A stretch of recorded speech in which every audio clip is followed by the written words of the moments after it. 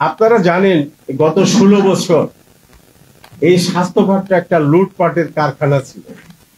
এই বাজেটটি আমি মনে করি একটি আমলাতান্ত্রিক বাজেট এবং সেটা একটি ঘাটতি বাজেট অবশ্য। এই বাজেটটি টোটালি আমলাদের উপর নির্ভর করে আমাদের বর্তমান অর্থ উপদেষ্টা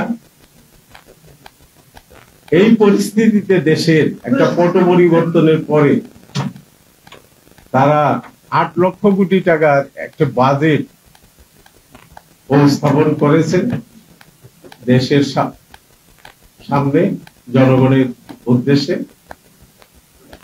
এই বাজেটের বিভিন্ন দিক নিয়ে আলোচনা করার মতো দিক আছে, কিন্তু এই বাজেটটি এত তড়িঘড়ি করে অবশ্য সময়ের স্বল্পতার কারণে আমলাদের উপর বেশি নির্ভর করা হয়েছে। এটা একটি আমলা নির্ভর বাজেট হয়েছে আমি মনে করি, এবং আমাদের দল এটাই মনে করে। এখানে আমি প্রথমেই বলবো, শিক্ষার ক্ষেত্রে যে শিক্ষা খাতে যে এটি আনা উচিত ছিল, বরাদ্দ আনা উচিত ছিল, সেটা অত্যন্ত অপ্রতুল। এই বরাদ্দটা আরো অনেক বেশি হওয়া উচিত ছিল। এখানে আমার মনে হয় 1% আসেনি, 1.53%। এটা জিডিপির হারে কম হয়েছে, কিন্তু এটাতে অনেক, আমি মনে করি টোটাল বাজেটে আমরা মনে করি শিক্ষা খাত, যে শিক্ষা খাতকে যদি আমরা দেশের মানুষের শিক্ষা ব্যবস্থার জন্য, আমার দেশ যদি শিক্ষা ব্যবস্থা আগায় যেতে না পারে, এগিয়ে নিয়ে যেতে না পারি, আমার দেশ ধ্বংস হয়ে যাবে। এই দিকে সরকারের আরো মনোযোগ দেওয়া উচিত ছিল। এটা যে হারে সামান্য 95,000 কোটি টাকার একটা বাজেট উপস্থাপন করেছে, এটাকে আরো বাড়ানো উচিত ছিল আমরা মনে করি।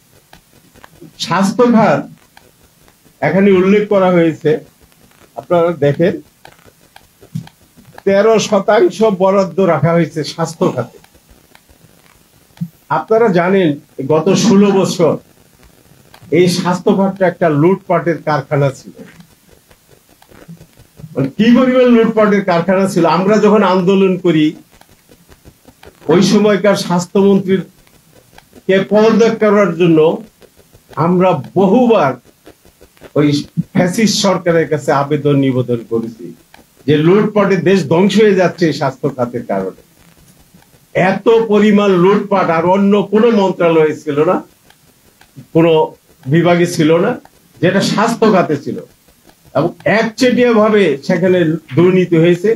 তারা তৎকালীন খুনি হাসিনা সরকার সেগুলো সবকিছু দেখেছে, জানছেও, কিন্তু তাদের কিছু করার ছিল না।